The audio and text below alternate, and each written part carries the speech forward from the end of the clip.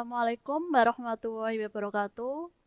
Salam sejahtera dan salam sehat untuk kita semua. Berjumpa kembali di video pembelajaran PPKN dengan materi yang berbeda, yakni bab kedua terkait dengan perlindungan dan penegakan hukum untuk menjamin keadilan dan kedamaian.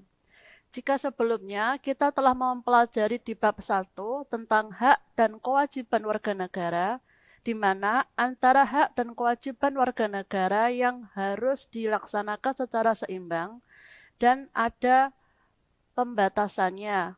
Karena jika pelaksanaan hak dan kewajiban tidak dibatasi, maka tentunya akan terjadi pelanggaran hak dan pengingkaran kewajiban. Nah, di bab kedua ini kita akan mempelajari 3 subbab. Yang pertama, perlindungan dan penegakan hukum di Indonesia.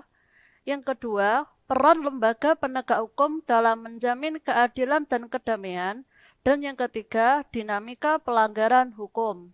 Untuk pertemuan di video pembelajaran kali ini, kita hanya membahas yang pertama, yaitu perlindungan dan penegakan hukum di Indonesia.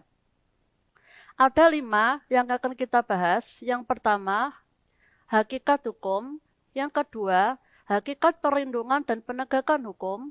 Yang ketiga, unsur-unsur perlindungan dan penegakan hukum.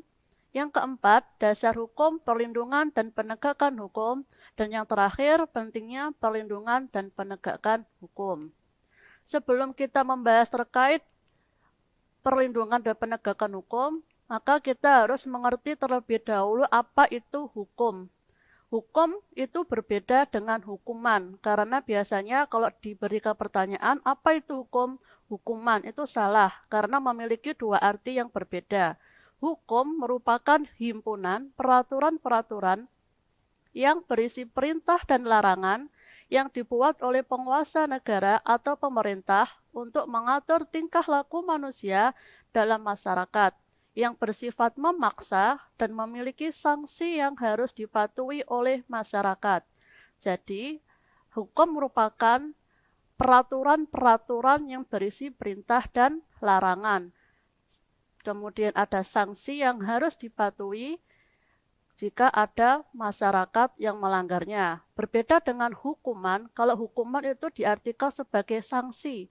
Sanksi yang diberikan kepada yang melanggar peraturan tersebut. Jadi, beda antara hukum dan hukuman.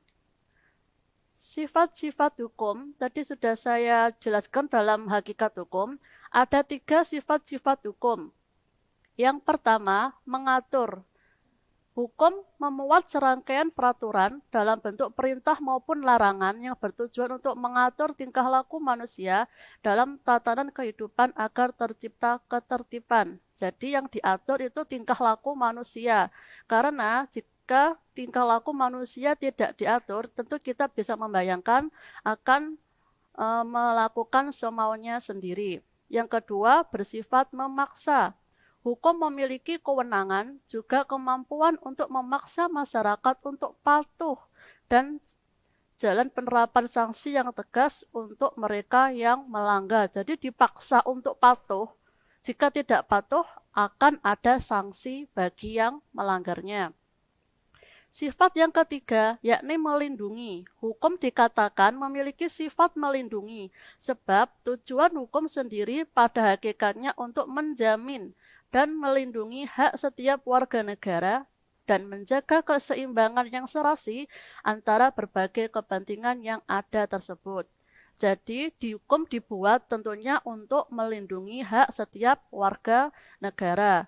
Karena jika tidak dilindungi, maka tentu hak tersebut akan digunakan semaunya sendiri atau bisa juga diambil oleh orang lain. Jadi perlu dilindungi. Jadi ini ada 3 sifat-sifat hukum. Yang pertama mengatur, yang kedua memaksa, dan melindungi. Selanjutnya yang kedua, hakikat perlindungan dan penegakan hukum.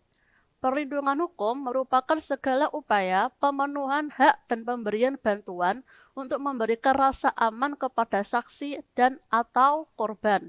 Contohnya, perlindungan hukum korban kejahatan sebagai bagian dari perlindungan masyarakat dapat diwujudkan seperti memberikan restitusi, kompensasi, pelayanan medis, dan bantuan hukum. Untuk penegakan hukum merupakan proses dilakukannya upaya untuk tegaknya atau fungsinya norma-norma hukum secara nyata dalam masyarakat sebagai pedoman perilaku dalam kehidupan bermasyarakat, berbangsa, dan bernegara. Contohnya, memberlakukan sanksi yang tegas bagi pelanggar hukum. Jadi, hukum dibuat tidak hanya sekedar berupa tulisan, peraturan, tetapi ada tujuannya, yaitu harus ditegakkan demi terwujudnya tujuan hukum. Yang ketiga, unsur-unsur perlindungan dan penegakan hukum. Unsur-unsur perlindungan hukum ada 4. Yang pertama, adanya perlindungan dari pemerintah kepada warga negaranya, yakni berkaitan dengan hak-hak warga negara. Yang ketiga, jaminan kepastian hukum dan adanya sanksi hukuman bagi pihak yang melanggarnya. Ini unsur-unsur perlindungan hukum. Yang kedua, unsur-unsur penegakan hukum ada 3, yakni keadilan, kepastian hukum, dan kemanfaatan. Jadi hukum harus ditegakkan demi tercapainya keadilan, dan kepastian hukum tersebut sendiri dibuat dan dimanfaatkan demi tercapainya tujuan dari dibuatnya suatu hukum dalam suatu negara. Yang keempat, dasar hukum perlindungan dan penegakan hukum. Dasar hukum yang mengatur tentang perlindungan dan penegakan hukum di Indonesia berdasarkan Undang-Undang Dasar Negara Republik Indonesia 1945. Di sini ada 5. Yang pertama, pasal 24 ayat 1 yang berbunyi, kekuasaan kehakiman merupakan kekuasaan yang merdeka untuk menyelenggarakan peradilan guna menegakkan hukum dan keadilan. Yang kedua, pasal 27 ayat 1, segala warga negara bersamaan kedudukannya di dalam hukum dan pemerintahan dan wajib menjunjung hukum dan pemerintahan itu dengan tidak ada kecualiannya. Artinya, siapapun warga negaranya, apapun kedudukannya, semuanya memiliki kewajiban yang sama, yaitu wajib untuk menjunjung hukum dan pemerintahan. Yang ketiga, pasal 28D ayat 1, setiap orang berhak atas pengakuan jaminan, perlindungan, dan kepastian hukum yang adil serta perlakuan yang sama di hadapan hukum. Tadi semuanya sama, wajib menjunjung tinggi hukum. Yang pada pasal 28 ayat 1 ini, setiap orang juga berhak untuk diperlakukan yang sama tanpa pandang bulu di hadapan hukum. Kemudian yang keempat, pasal 28 ayat 5, untuk menegakkan dan melindungi hak asasi manusia sesuai dengan prinsip negara hukum yang demokratis, maka pelaksanaan hak asasi manusia dijamin, diatur, dan dituangkan dalam peraturan perundang-undangan. Dan dasar hukum yang terakhir, pasal 30 ayat 4, yakni Kepolisian Negara Republik Indonesia sebagai alat negara yang menjamin keamanan dan ketertiban masyarakat, bertugas melindungi, mengayomi, melayani masyarakat, serta menegakkan hukum. Ini adalah dasar-dasar hukum terkait dengan perlindungan dan penegakan hukum di Indonesia. Terakhir, pentingnya perlindungan dan penegakan hukum. Apa itu tujuan hukum? Tentu hukum dibuat ada tujuannya, yakni terciptanya ketertiban serta menjamin kepastian hukum, kedamaian, dan keadilan dalam masyarakat. Terus bagaimana? Apa yang terjadi jika tidak ada hukum? Tentu kalian bisa membayangkan di negara kita, dimanapun, di instansi, di sekolah, jika tidak ada hukum, peraturan di dalamnya, tentunya yang akan terjadi adalah kekacauan di setiap lini kehidupan, baik di dalam masyarakat maupun bernegara.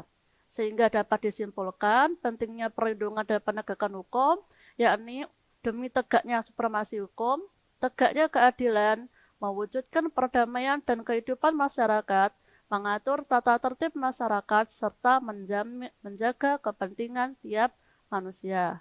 Ini materi yang saya sampaikan di video pembelajaran pertama terkait perlindungan dan penegakan hukum yang ada di Indonesia. Ada sedikit quote dari Baharudin Lopa, kendati pun kapal akan tenggelam, hukum dan keadilan harus ditegakkan. Terima kasih, tetap semangat belajar dan salam sehat. Kita berjumpa kembali di video pembelajaran selanjutnya. Saya akhiri sekian, terima kasih. Wassalamualaikum warahmatullahi wabarakatuh.